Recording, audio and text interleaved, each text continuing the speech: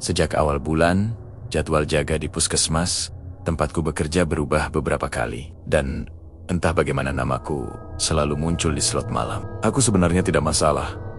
Tapi malam ini terasa berbeda sejak siang tadi. Dini yang biasanya paling suka shift malam, karena katanya suasananya lebih tenang, justru menatapku dengan wajah pucat ketika melihat jadwal terpampang di papan. Aku gantiin siang aja, Rak. Kamu yang malam ya? Tolong banget, katanya. Nyaris berbisik. Nada suaranya tidak seperti biasanya. Seperti ada sesuatu yang sengaja dia sembunyikan. Aku hanya mengangguk, berusaha tidak memperlihatkan rasa penasaran yang tiba-tiba tumbuh. Saat matahari tenggelam dan orang-orang mulai pulang, puskesmas berubah menjadi bangunan yang berbeda. Dari luar masih terlihat sama.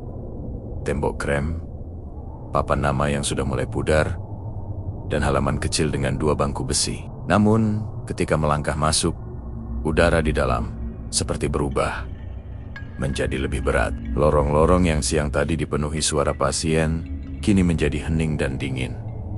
Aku memeriksa daftar tugas, memastikan semua ruang sudah kosong. Tapi ketika melewati lorong ujung, perutku terasa sedikit mengencang. Lampu di sana redup, meski tadi sore normal-normal saja. Entah kenapa lampu itu paling sering berkedip saat malam. Beberapa rekan pernah bilang, lorong itu memang punya karakternya sendiri.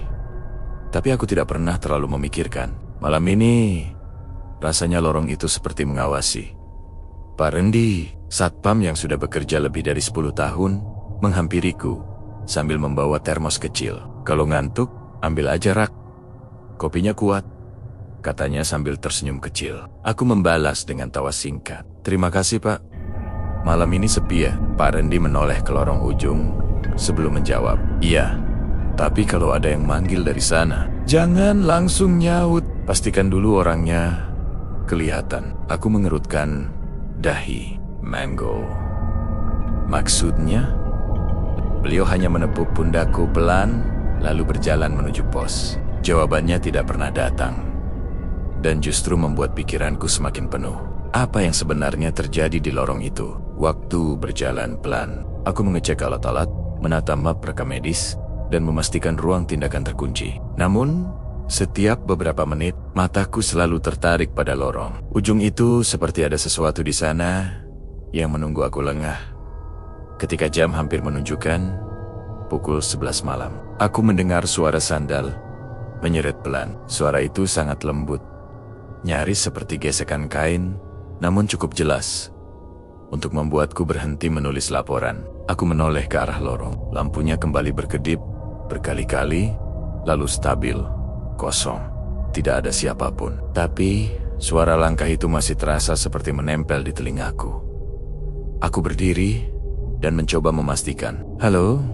Ada yang butuh bantuan? Suaraku terdengar lebih pelan dari yang kumaksudkan. Tidak ada jawaban, tentu saja. Tapi, entah kenapa, aku merasa ada seseorang yang berdiri hanya beberapa meter dari batas pandangku. Ketika aku kembali ke meja jaga, tiba-tiba lampu di ruang ujung menyala sendiri. Padahal tadi mati. Aku menahan napas, mencoba berpikir logis. Sensor lampu rusak. Mungkin memang ada petugas lain yang belum pulang. Tapi sejak tadi, hanya aku dan Pak Rendi yang ada di dalam. Aku memutuskan untuk tidak mendekat dulu. Bukan karena takut, tapi karena firasatku mengatakan ada sesuatu yang aneh, sesuatu yang belum siap. Aku lihat, malam itu baru dimulai, tapi rasanya seperti puskesmas sudah menyiapkan cerita yang ingin dia sampaikan padaku. Cerita yang selama ini hanya beredar sebagai bisikan. Cerita tentang lorong ujung, tentang seseorang yang sering terlihat berdiri di sana, atau mungkin hanya bayangan yang menunggu dipanggil. Dan aku bahkan belum tahu bahwa semua itu akan membawaku pada sesuatu yang jauh lebih dekat daripada yang pernah kubayangkan. Sesuatu yang ternyata berada di lingkungan rumahku sendiri. Sejak kejadian lampu yang menyala sendiri di ruang ujung semalam, pikiranku tidak tenang. Rasanya seperti ada sesuatu yang sengaja menunjukkan keberadaannya. Walau ku ganggu dengan alasan logis, tetap saja ada rasa yang tidak bisa diabaikan. Seperti ada sepasang mata yang mengikuti dari balik gelap. Malam berikutnya, ketika aku kembali jaga, suasana puskesmas terasa sama. Tapi ada ketegangan halus yang membuat bulu kuduku meremang sejak awal. Angin dingin mengalir dari ventilasi, membawa aroma obat yang tajam. Aku berjalan menyusuri lorong, sambil menyalakan lampu satu persatu, memastikan tidak ada ruangan yang tertinggal terbuka. Ketika sampai di lorong ujung, langkahku melambat. Lampunya masih berkedip. Walau petugas teknisi sudah memastikan kemarin bahwa instalasinya normal, aku menatap ujung lorong itu sambil menghela napas panjang. Kalau memang ada seseorang di sini, jangan bikin aku kaget. Ya, gumamku pelan. Meski aku tahu tidak ada yang akan menjawab. Pak Randy, yang sedang duduk di pos keamanan kecil dekat pintu masuk, memanggilku. Ra, kalau malam ini kamu dengar suara apapun dari ujung, kasih tahu saya dulu. Jangan langsung ke sana. Aku menghampirinya, mencoba membaca ekspresi wajahnya yang tampak lebih serius dari biasanya. Memangnya sering ada? Tanyaku. Beliau menghela napas sambil menunduk. Kadang ada yang manggil. Suaranya mirip ibu-ibu. Kadang seperti ada yang jalan pelan. Tapi ya gitu. Tiap dicek, kosong, aku merespons pelan. Pak, kalau itu cuma angin? Pak Randy menatapku sebentar, lalu menggeleng kecil. Angin tidak bisa bikin orang nyebut nama. Ucapan itu seperti menancap di pikiranku, membuat malam terasa semakin panjang. Aku kembali ke meja jaga dan mencoba fokus mengisi laporan. Namun, baru beberapa menit, langkah-langkah halus itu kembali terdengar. Sangat pelan, seperti seseorang memakai sandal tipis dan berjalan tanpa tergesa. Aku berhenti menulis. Suaranya datang dari lorong ujung. Awalnya, aku mengabaikan. Mungkin imajinasiku, tapi suara itu kembali 2 langkah, berhenti, lalu 1 langkah lagi. Polanya aneh. Seperti seseorang yang ragu-ragu untuk mendekat, aku mencoba memanggil. Halo, ada yang mencari perawat atau dokter? Suaraku menggema lemah di lorong panjang itu. Tidak ada jawaban. Hanya suara langkah yang tiba-tiba berhenti, seolah sosok itu menahan napas bersamaku. Aku memutuskan untuk melihat dari kejauhan. Perlahan aku bangkit, berjalan menuju lorong ujung. Semakin dekat, semakin dingin udara yang menyambut. Cahaya lampu redup menciptakan bayangan memanjang di lantai.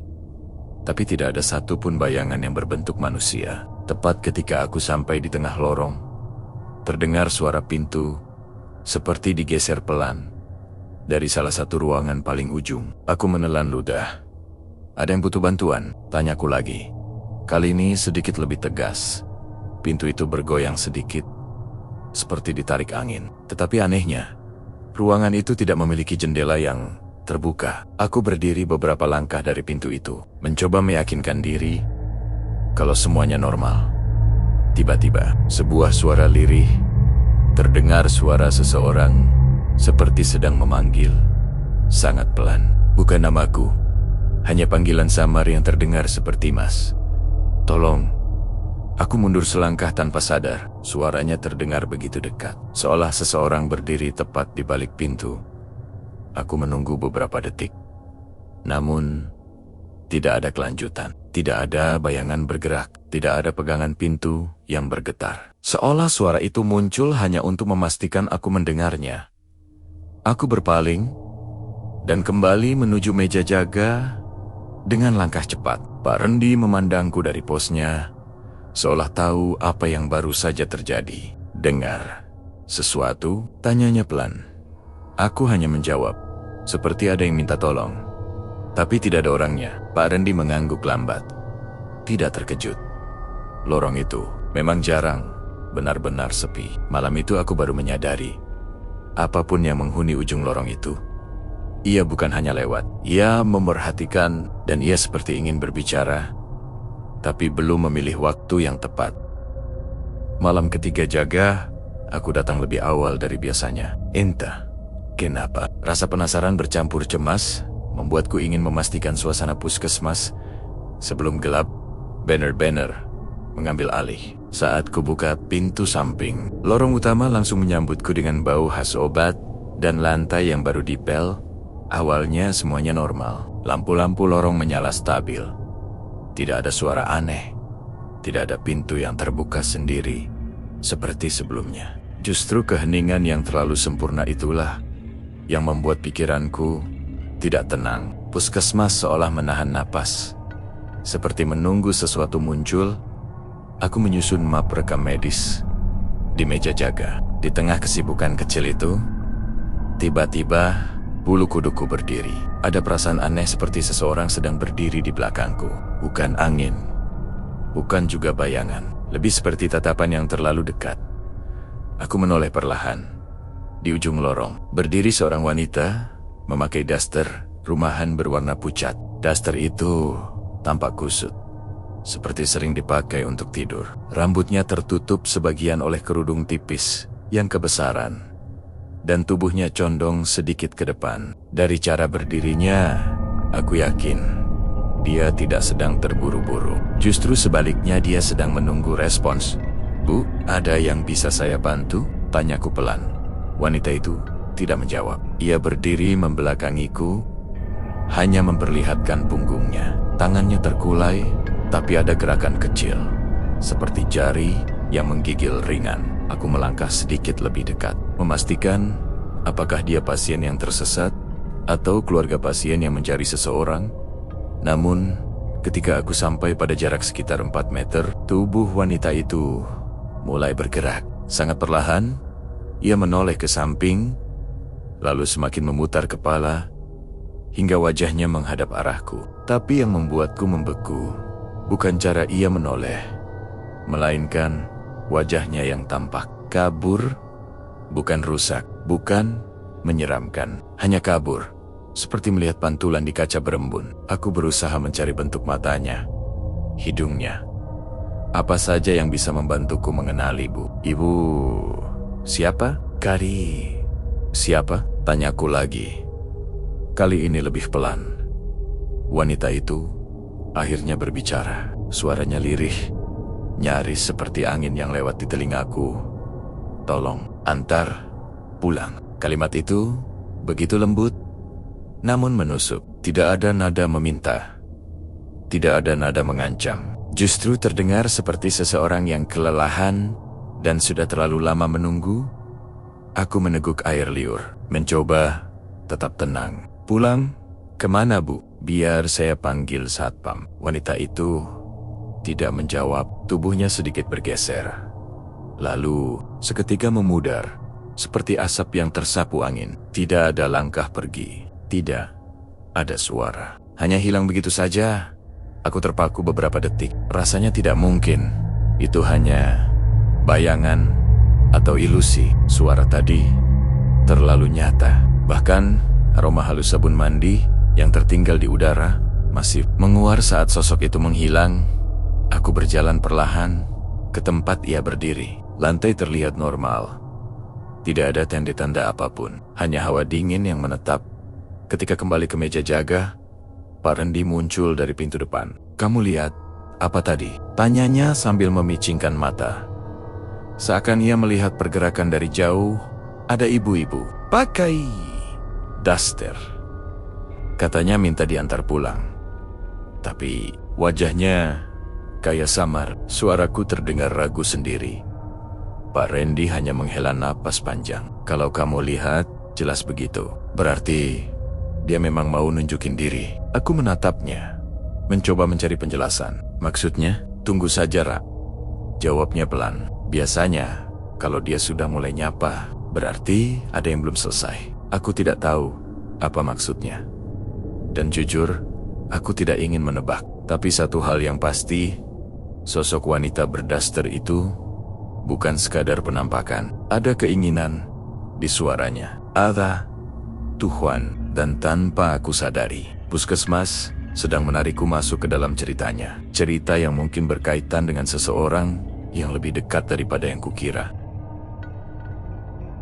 Sejak melihat wanita berdaster itu menghilang begitu saja, pikiranku terus dipenuhi tanda tanya. Setiap kali menutup mata, aku kembali melihat gestur tubuhnya, cara ia berdiri, cara ia menoleh perlahan, dan terutama suara lirihnya yang meminta diantar pulang. Suara itu seperti menempel di dinding puskesmas.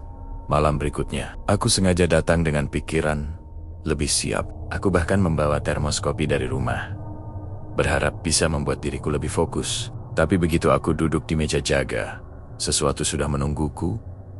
Sebuah map rekam medis tergeletak tepat di tengah meja. Padahal sebelum masuk, aku memastikan meja itu kosong. Tidak ada satupun berkas yang tertinggal semalam. Aku menarik kursi perlahan dan menatap map itu. Kertasnya terlihat agak menguning, seperti sudah lama disimpan. Di bagian depan tertulis nama pasien dengan tinta yang mulai pudar. Nama itu membuat jantungku memukul dada dari dalam. RATM. Aku mengenal nama itu, sangat mengenalnya. Bu Ratmi adalah tetangga satu deret rumah denganku. Seorang ibu paruh baya yang ramah, suka menyiram bunga pagi-pagi, dan selalu menyapaku setiap aku berangkat jaga. Tapi beberapa bulan terakhir, ia jarang terlihat. Katanya sakit. Tapi aku tidak pernah tahu lebih jauh. Karena keluarganya tertutup soal itu, aku membuka map itu perlahan. Di dalamnya ada beberapa lembar catatan medis yang ditulis rapi. Pemeriksaan rutin, keluhan ringan, beberapa catatan tindak lanjut. Tidak ada sesuatu yang aneh, kecuali satu. Tanggal terakhir tercatat hampir setahun lalu. Dan di pojok salah satu lembar terselip foto kecil. Foto seorang wanita berkerudung tipis dengan wajah ramah. Sorot matanya lembut, tapi ada kantung mata seperti orang kelelahan. Wajah itu langsung membuat tengkukku kaku. Wajah itu sangat mirip dengan sosok yang kulihat malam sebelumnya. Aku menutup map itu cepat, merasa napasku berat. Tidak mungkin, gumamku. Itu cuma kebetulan. Mirip. Namun semakin aku mencoba menyangkal, semakin kuat perasaan bahwa sosok berdaster itu bukan sembarang penampakan. Ia seseorang yang kutahu, seseorang yang tinggal beberapa rumah dariku, seseorang yang mungkin punya urusan yang belum selesai. Tiba-tiba, Pak Arman, petugas administrasi lama yang sebenarnya tidak jadwal malam ini, muncul dari arah pintu belakang. Langkahnya pelan, dan ia membawa sekotak berkas. Aku cuma mau ambil dokumen yang kemarin ketinggalan, katanya sambil merapikan kacamatanya. Aku menunjuk map di atas meja. Pak, ini siapa yang naruh? Saya baru datang, tapi tiba-tiba muncul. Pak Arman menatap map itu lama, sangat lama, seolah sedang menimbang sesuatu. Map itu dulu sering dipakai, ujarnya pelan. Ibu Ratmi orangnya baik, sering datang sendiri, meski malam.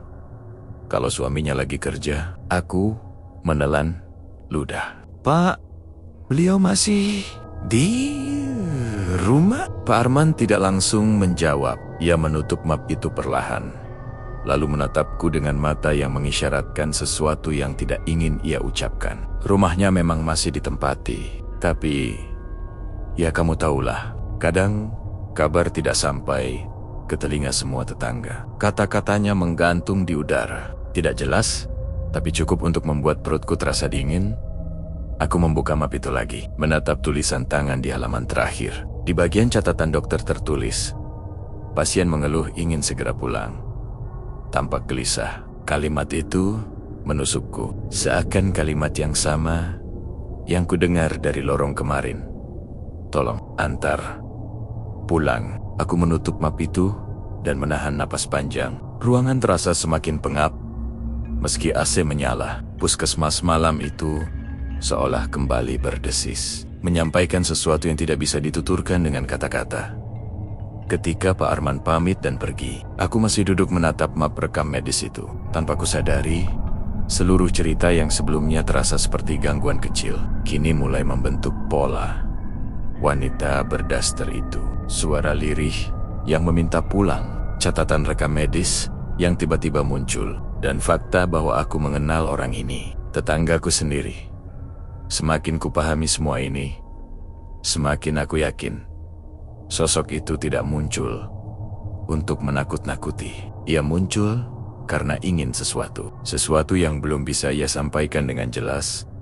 Dan puskesmas hanyalah tempat ia menunggu. Tempat ia kembali. Tempat ia terakhir kali berharap seseorang mendengarkan.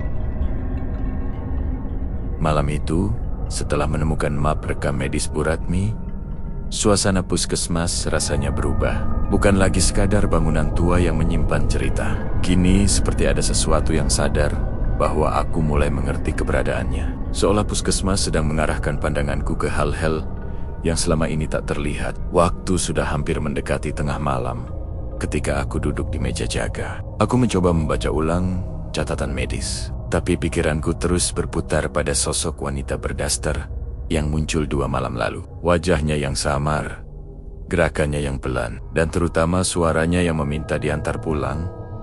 Aku menutup map itu dengan berat hati. Bu Ratmi, kalau itu benar, Ibu, kenapa justru muncul di sini? Bisikku pada diri sendiri.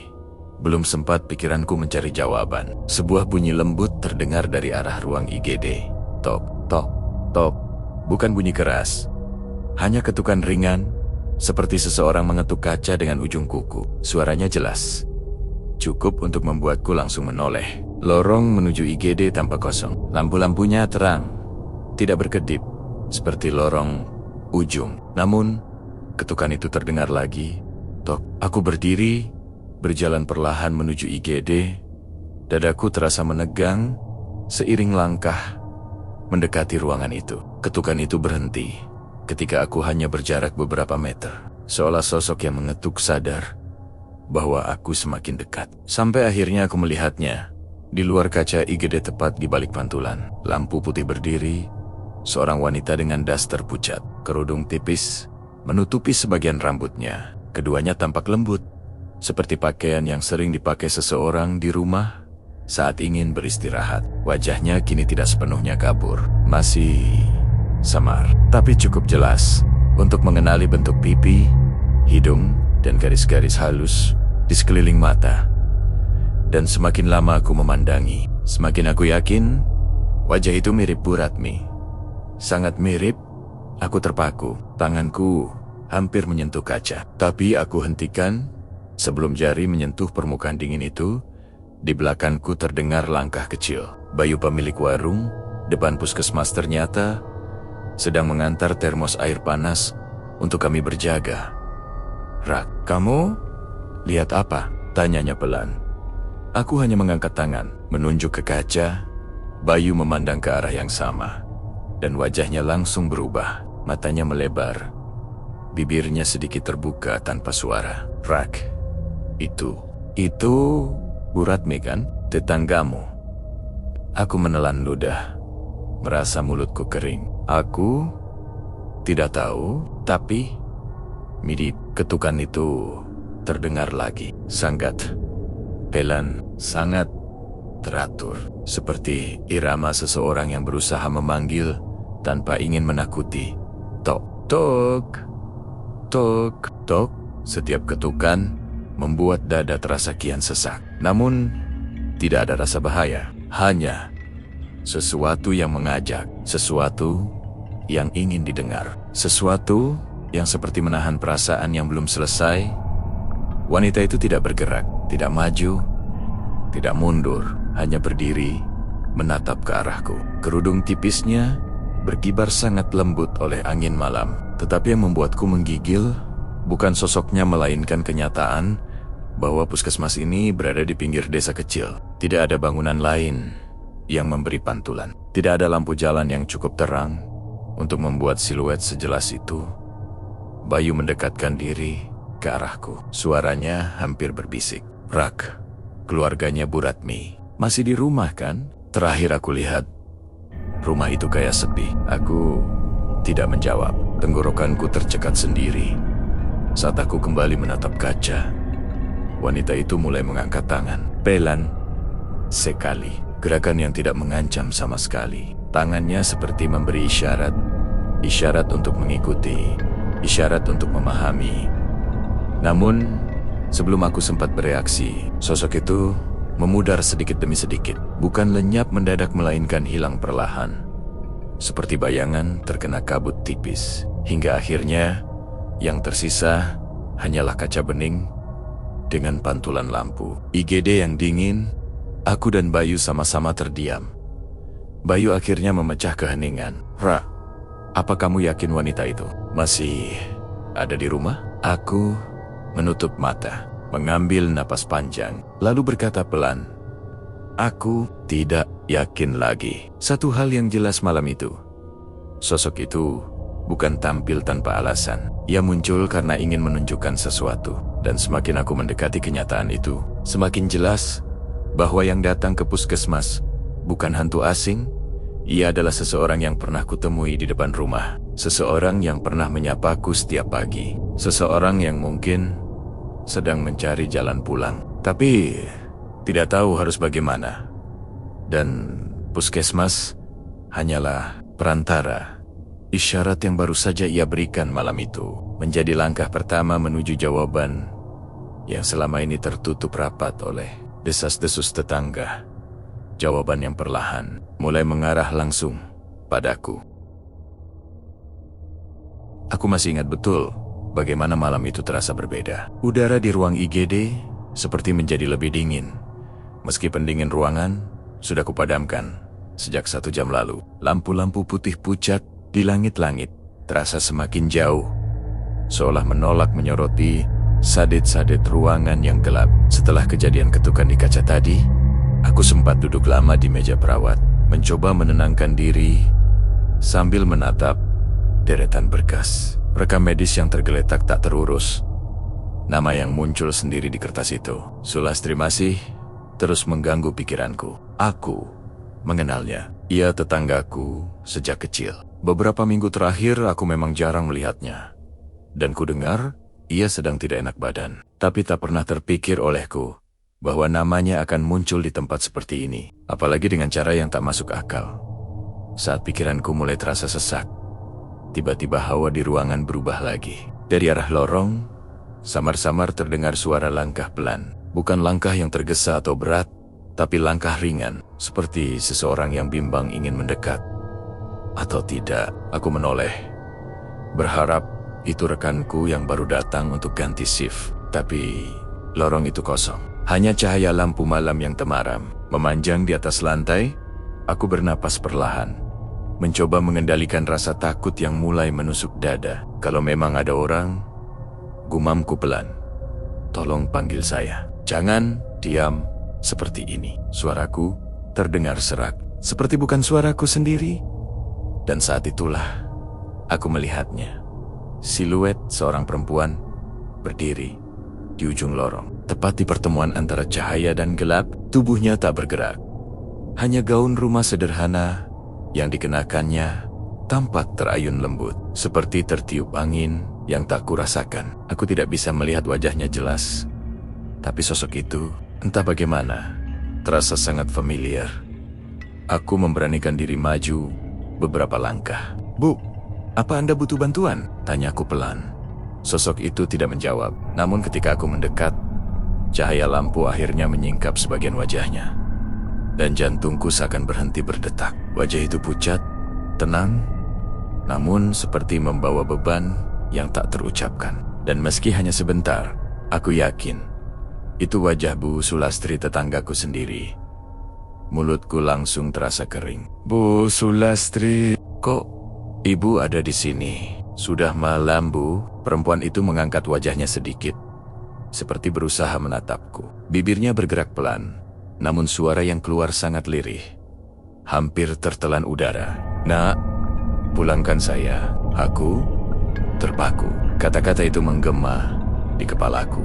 Bukan permintaan untuk diobati, bukan minta ditemani, tetapi dipulangkan. Saya kurang paham, Bu. Maksud Ibu apa? Pulang ke rumah? Tanyaku terbata. Ia hanya mengangguk pelan, gerakan yang begitu lambat dan kaku, seolah seluruh tubuhnya tidak lagi mengikuti kehendaknya. Ada kesedihan dalam sorot matanya, kesedihan yang begitu dalam hingga aku ingin menundukkan kepala sendiri. Tapi saat aku hendak mendekat lagi, mendadak seluruh lampu lorong berkedip. Dalam sekejap, sosoknya memudar seperti kabut yang tertiup angin. Dan ketika lampu kembali stabil, ia sudah tidak ada di sana. Hanya lantai kosong yang menyisakan hawa dingin yang menusuk tulang. Aku berdiri lama sekali di tengah lorong itu, mencoba memahami apa yang baru saja terjadi. Namun semakin kupikir, justru semakin jelas satu hal. Sosok itu bukan sekadar bayangan. Ia datang dengan tujuan, dan tujuan itu meminta dipulangkan. Tanpa sadar, aku meremas berkas rekam medis di tanganku. Nama Sulastri tercetak jelas, seperti sengaja menunggu jawabanku. Malam itu, untuk pertama kalinya sejak aku bekerja di puskesmas ini, aku merasa panggilan tugasku bukan lagi sekadar merawat yang hidup. Ada sesuatu atau seseorang yang meminta pertolongan. Untuk terakhir kalinya,